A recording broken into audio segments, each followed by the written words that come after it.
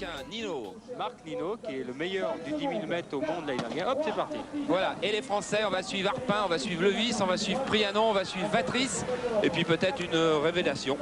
Sait-on jamais. Par exemple, un Portugais, genre Regalo, qui avait surpris tout le monde au cross du Muro en début de saison. Voilà, regardez, ce sont les As. On a souvent des images de masse au départ de cross. Il y a eu hier et aujourd'hui des crosses où il y avait plusieurs centaines de concurrents. Là, ils sont 93. Voilà, et Levis tout de suite avec son maillot du Racing cerclé bleu et blanc, qui vire en tête. Tout à fait. Levis, ça longue jambe.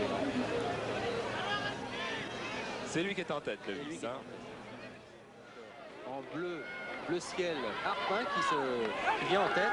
Avec le short bleu marine. Avec son short bleu marine. Voilà, qui est en tête en ce moment aux côtés de Levis. Levis, Arpin, Canario derrière lui. Short rouge. Short rouge et maillot blanc. C'est le Portugais vainqueur et il y a 2 ans. En 85. Qui est en maillot gris avec un short noir. Et Regalo qui a un short bleu ciel avec un maillot blanc et bleu. Qui est derrière ce maillot rouge. Oui, maillot rouge. Dont nous donnerons le nom dans quelques instants, à coup sûr. Oui.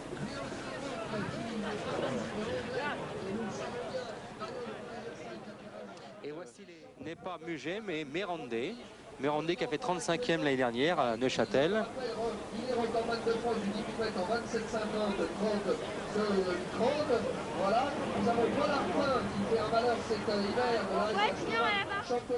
Paul Arpin et Pierre Lévis sont toujours en tête avec ce surprenant Neno.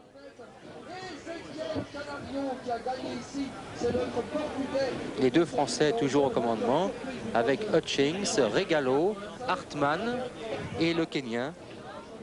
Un des deux Kenyans, maillot rouge, avec Regalo, Hartmann, Prianon qui se rapproche, Canario, Prianon qui est en maillot bleu avec un short rouge, Canario, et voici en maillot blanc à bande rouge,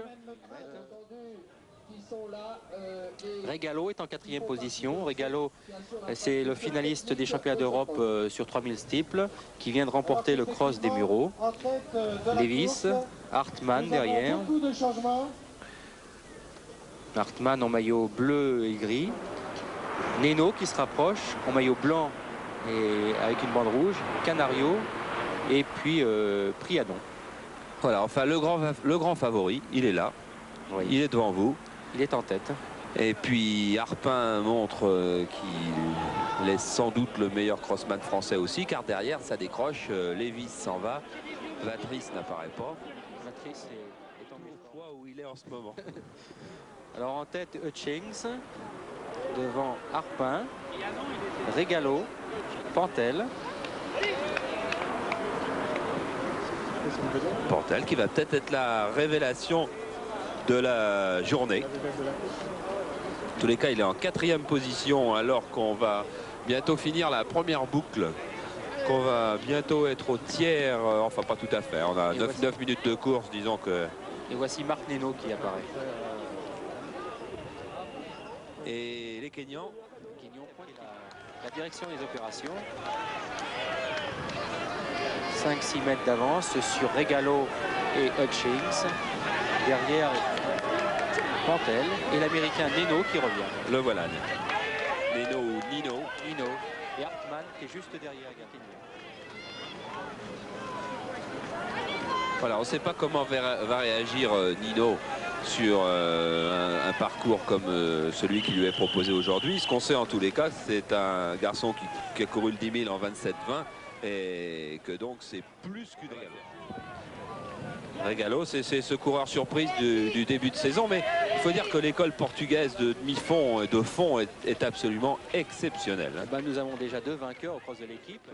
Puis en 86, encore ce Belge Rousseau devant Mamédé, Hutchings qui réussit pas vraiment à se sortir du podium et à monter, Vatrice et Lévis. C'est donc toujours une épreuve de très très haut niveau avec sur le podium 3 des 10 meilleurs crossmen européens et même mondiaux chaque année. Nous avons eu deux champions du monde de cross qui se sont imposés au Tremblay. Scholz qui a été champion du monde en 1977 à Düsseldorf et Lopez que l'on ne présente plus, qui a été 3 fois champion du monde en 76, en 84 et en 85. Et pour le moment avec un Harpin très décidé. Harpin a depuis cette année pris une nouvelle manière de courir. Il se met en tête et il essaie de ne plus la quitter. Ça lui a réussi plusieurs fois au cross du Figaro où il est parti dès les premiers 500 mètres et à la course du 5000, du 10 000 et du marathon. Et toujours Pantel, Thierry Pantel dans le peloton de tête, donc dans ces 5. Avec Hartmann qui essaye de revenir sur ce peloton de tête. Hartmann, un Autrichien qui va essayer la semaine prochaine de courir aussi sur piste à Liévin. Puisque la semaine prochaine, la France accueillera les championnats d'Europe en salle. Et toujours Regalo et Harpin en tête avec Hutchings, Neno, Pantel et Hartmann derrière. Pas question de course sans ses chaussures habituelles, par exemple. Ça ne doit pas être une mince affaire. Nous en sommes à un petit peu plus de la moitié de la course. C'est la partie en dévers. Vous voyez, ça penche vraiment sur l'extérieur de la piste. C'est très difficile de rester en place, mais c'est les montagnards j'allais le dire, qui sont les plus à l'aise sur ce genre de terrain. Harpin et puis Regalo qui est du nord du Portugal et qui est aussi un fermier. Donc 2 fermiers en tête. Regalo et Harpin. Et Hutchings dans les parties moins net. C'est moins net ici parce qu'il vaut mieux être devant pour choisir un petit peu son parcours parce que de derrière on a du mal à voir le parcours et on a du mal, c'est pour la pose du pied, on a du mal à s'en sortir. Tandis que vous avez vu qu'Hartmann est revenu et c'est Neno qui fait les frais de l'opération, qui a l'air lâché, tandis que Pantel lui continue toujours à son petit bonhomme de chemin. Il est toujours là quand même. Neno, il n'est pas très loin. Il n'est pas très loin. Il n'est pas très loin. C'est-à-dire qu'en cross, on peut s'accorder quelques petites secondes de récupération. C'est un petit peu moins grave que sur une piste. Il y a des moments où on peut revenir. Il y a des longues descentes. Après le mur Jazzy, il y a en particulier une belle descente. Ah, voilà une attaque peut-être, non? Non. On a cru un moment que Regalo allait attaquer, mais non. Ils sont tous les trois athlètes de front. Regalo, Hutchings et Harpin.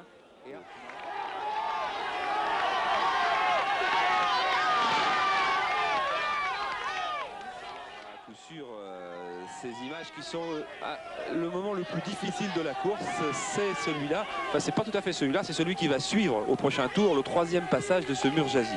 Mais regardez comme il faut se courber en avant, comme il faut piocher dans la terre pour gagner le haut de Scholl. C'est un petit peu, il y a Jacques Godet qui regarde juste à côté de nous, c'est un petit peu un col du Tour de France. Ils n'ont pas une première catégorie, mais une belle côte de 3e catégorie qui fait mal aux jambes.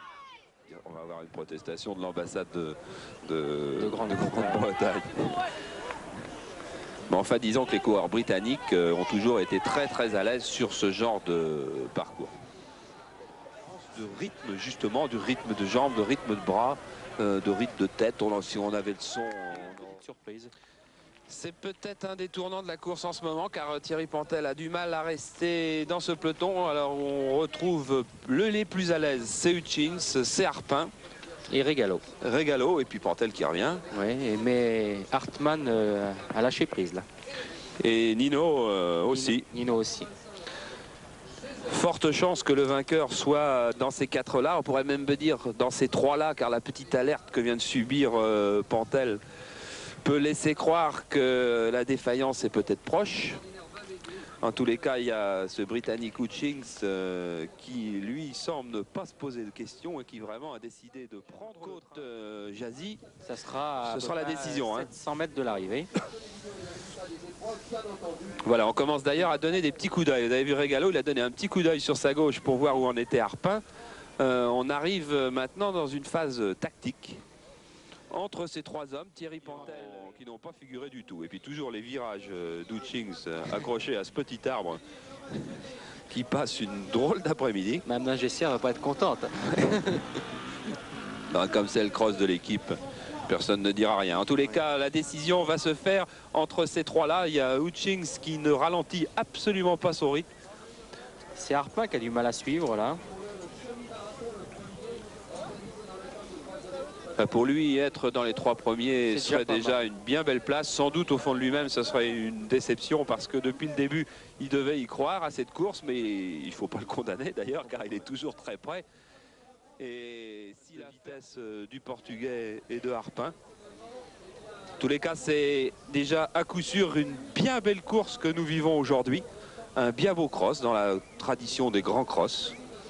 Sur un parcours où les pistards ne sont pas condamnés au départ. Ce mur Jazzy, Hutchings, il lui restera 700 mètres pour dévaler vers l'arrivée. Et il y aura bien peu de chances que ses adversaires reviennent sur lui. Alors voilà, c'est le moment décisif. Est-ce qu'il accentue son avance? En tous les cas, il a bien passé cette côte, très bien passé, alors que le Portugais a souffert. Pantel est toujours là. Pantel n'est pas loin. Bon, mais là, il était très très près de l'arrivée. Encore un virage à droite et puis il va... Regalo qui est en deuxième position. Il va aborder le stade d'arrivée, c'est-à-dire qu'il laisse une très longue ligne droite. Et puis derrière, eh bien, c'est la bagarre qui est lancée pour la deuxième place. Je pense qu'ils ne réussiront pas à revenir sur Hutchings, mais enfin il faut se méfier car Regalo va très vite aussi. Mais il y a un bel écart, hein, ne vous laissez pas tromper par la perspective. Disons qu'il y a 30 mètres entre les deux hommes. Ils se battent, regarde. Regalo, l'impression... Regalo lève le bras. Hutchings c'est en tous les cas premier, c'est quasiment sûr. Regalo se bat pour la deuxième place, il va l'avoir. Donc premier Tim Hutchings, deuxième Regalo, troisième Harpin qui est sur le podium. Et puis derrière Harpin, une quatrième très belle place pour Pantel. Derrière, c'est Hartmann qui franchit la ligne d'arrivée maintenant. Mais on est loin. Nino, l'Américain, va finir seulement à la 6e place. 7e, Lévis. Jean-Paul, on voit un peu l'arrivée. 6e, Nino. 7e, Lévis. Et Muir, l'Écossais Muir qui arrive maintenant. Il y en a 2 sur 3 qui sont derrière moi aujourd'hui. Donc ce n'est pas gagné d'avance, mais il faudra renouveler cette course le 1er mars à Rennes. La confiance est là. Merci beaucoup. Merci. J'en profite pour vous donner le classement alors qu'on revoit des images de la victoire de Tim Hutchings qui a gagné en moins d'une demi-heure, c'est-à-dire en 28 minutes 04. José Regalo, le Portugais, est 2e à 3 secondes. Paul Harpin, 3e à 7 secondes. 4e, l'Autrichien Hartmann à 21 secondes. 5e, Marc Nino, l'Américain, le grand favori, qui a fini à 28 secondes. 9e, Mérange. 10e, Prianon.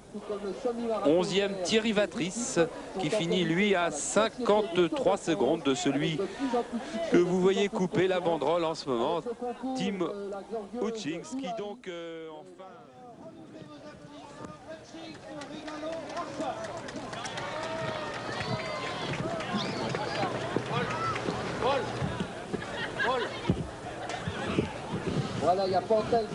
Voilà, cérémonie classique des récompenses. Ils ne sont pas trop sales aujourd'hui, les jambes un petit peu, mais les visages...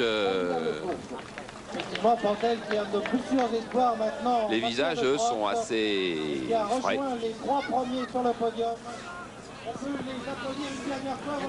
On revoit ce passage dans la côte Jazzy. C'était là qu'on pensait que la course pouvait se jouer. Et en fait, Hutchings a attaqué